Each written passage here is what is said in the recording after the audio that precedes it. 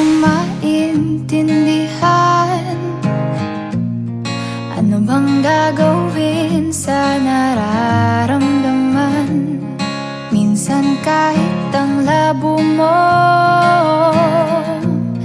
nahuhulog pa rin ang puso ko sa'yo.